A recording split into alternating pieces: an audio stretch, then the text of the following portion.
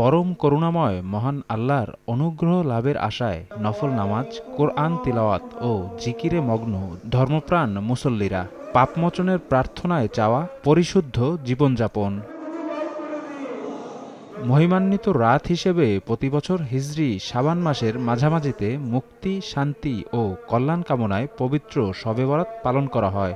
এবারও ধর্মীয় নানা আনুষ্ঠানিকতার মাধ্যমে পালিত হবে এ রাত। ইসলামী চিন্তাবিদরা বলছেন, এ রাতে অতীতের পাপ ও অন্যায়ের জন্য ক্ষমা প্রার্থনা করে দুহাত তুলে মোনাজাত করা হবে সৃষ্টিকর্তার দরবারে। আল্লাহ সুবহানাহু ওয়া তাআলা এ রাতে মাফ করে দেওয়ার একটি ঘোষণা দিয়েছেন হিংসুক এবং মুশরিক ব্যতিরেকে সবাইকে। এই একটি রাতেই যেহেতু চমৎকার একটি পরিবেশ আমরা পাই, একটি ব্যক্তি তার পরিবার এবং সবাইকে নিয়ে আল্লাহর পানে, মসজিদের পানে ছুটে চলেন।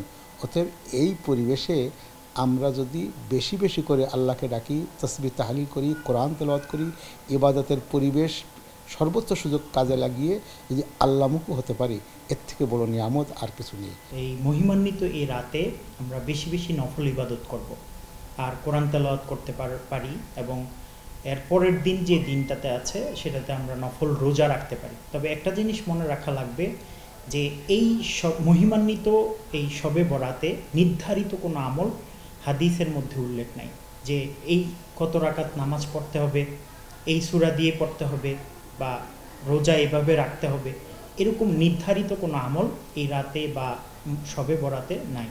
এ রাতকে ঘিরে নফল ইবাদতের পাশাপাশি অবশ্য পালনীয় ফরজ বিধানগুলো অনুসরণে প্রত্যয়ী হবার আহ্বান আলেম সমাজের। প্রচলিত লৌকিকতার পরিবর্তে এ রাতে আল্লাহর সন্তুষ্টি লাভে সচেতন হবার পরামর্শও তাদের। মুশরিক এবং হিংসুক যে পরস্ত্রী কাতর, এক কথায় মুশরিক যে শিরিক করবে, আল্লাহর সাথে অন্য কারোর যদি কেউ শিরিক করে তার কিন্তু মাপ নেই। আর হিংসুক যে অন্যের ভালো দেখতে পায় না, অন্যের উপরে জুলুম করে, নির্যাতন করে, অন্যকে দাবিয়ে রাখে, পরমত সহিষ্ণু হতে পারে না, তাদেরকে আল্লাহ তাআলা মাফ করবেন না। অতএব আমরা এ রাত বলি আর যে কোনো রাত বলি, যেহেতু আজ রাতের ফজিলত সবচেয়ে বেশি বিভিন্নভাবে আমরা বিভিন্ন হাদিসে যেহেতু পাই, অতএব আমরা এই রাতটিকে মনে করি যে আমি শিরিক করব না জীবনে, আর জীবনে আমি হিংসুক হব না, অন্যের অধিকার হরণ করব না, অন্যকে ছোট করে দেখব না, তুচ্ছ তাচ্ছিল্য করব না, অন্যের উপরে জুলুম করব না, নির্যাতন করব না, সন্ত্রাসী কর্মকাণ্ড চালাবো না। এই মুশাহিন এবং মুশরিক এই দুইটি বিষয়ে যদি আমি মুক্ত থাকতে পারি, তাহলে এই রাতের বারাকা ফজিলাত অবশ্যই আল্লাহর কাছে আমরা পাবো ইনশাআল্লাহ।